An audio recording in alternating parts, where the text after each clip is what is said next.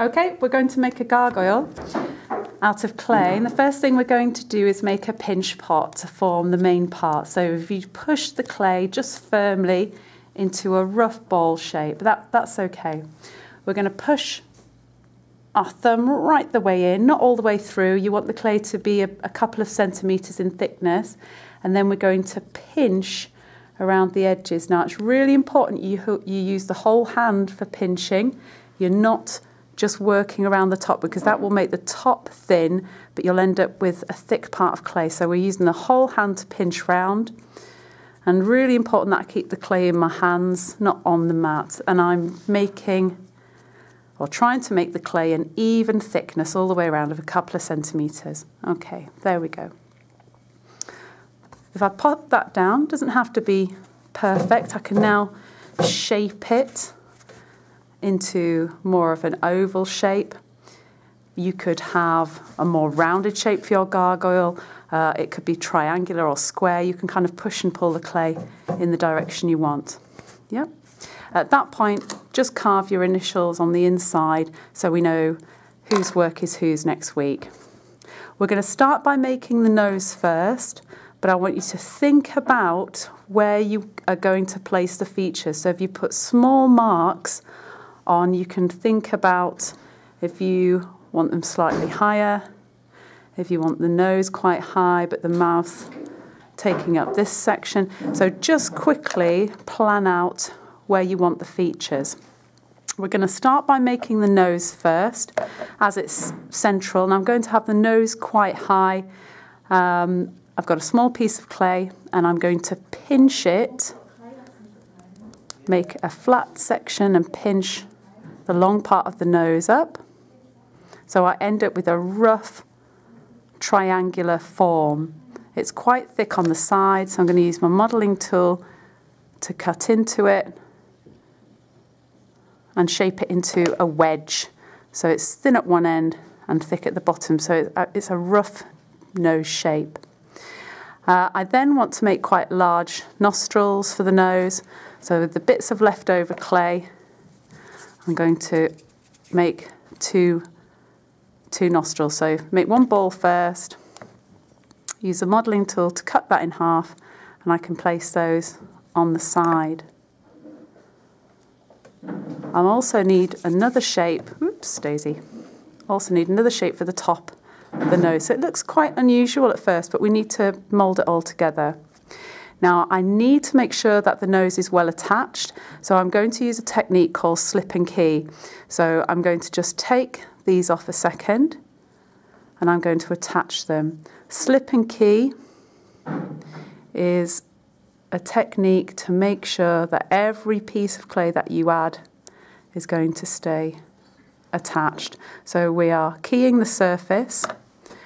Because our clay is quite wet, we're only adding a tiny bit of water, but that can sometimes be the slip. And we are placing them together and rock those two pieces backwards and forwards. What that does is it interlocks the clay so you get a really strong hold. It's also important that you firmly press the shape down. And I don't know if you can see, there's some little air bubbles coming out around the side. You might not see them on this. They're very small, but that's really important that we don't trap any air between those two pieces of clay. Okay, so that piece is well attached. We're now going to use the same technique just to add the nostrils. So score the surface, add a tiny bit of water, kind of twist and firmly press those on. Score the surface, we're going to attach that to the edge of the nose there, a little bit of water, and again we'll twist, press that on. We'll do the side, so I'll work a little bit quicker.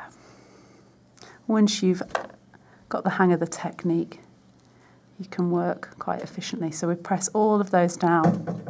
Now at the moment they still look like 4 separate pieces of clay, so we need to use the modelling tool, or you can use your hand to smooth that feature onto the main part of the face. So we want to make the nose look as if it's grown out of the face and it's not been attached on. Make it look more natural.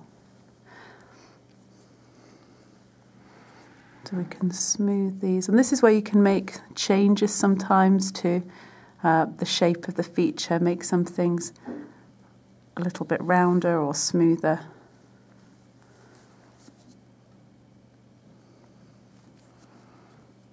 We will smooth the final piece with brush and water, so don't worry about making it perfect. We're going to make some nostrils, again by using a modelling tool, kind of poke the modelling tool up, curve it round, so you can make the nose. Just clean off the excess clay there. Okay, so we've got our nose for the gargoyle. We're now going to make a mouth. We'll make an open mouth, and we're going to make the lips first. So we're just going to roll a small piece of clay to make one lip, and make the second. Now, oops, Daisy. Now, no matter what expression you have for your gargoyle, you'll start by making the lips. Bottom lips usually longer, and if you think how you place those lips can decide the expression. Obviously we're going to have an open mouth, so I'm just putting them on there so we can see what space we've got. I'm just going to shape them slightly as well, because lips don't stay thick to the edges, they go to a point. So I'm just going to chop those off, just get a more realistic shape. Now, because I want an open mouth, I want to create the look of teeth. So I'm just putting that line in so I can see where the teeth are. And I'm just going to shape around the bottom lip. So it looks a bit messy at the moment. We'll sort that out. And I'm just going to take those off. The reason I've done that is because I now want to take out the clay for the mouth. And it's easier to do that if you've got nothing else attached. Now, sometimes you might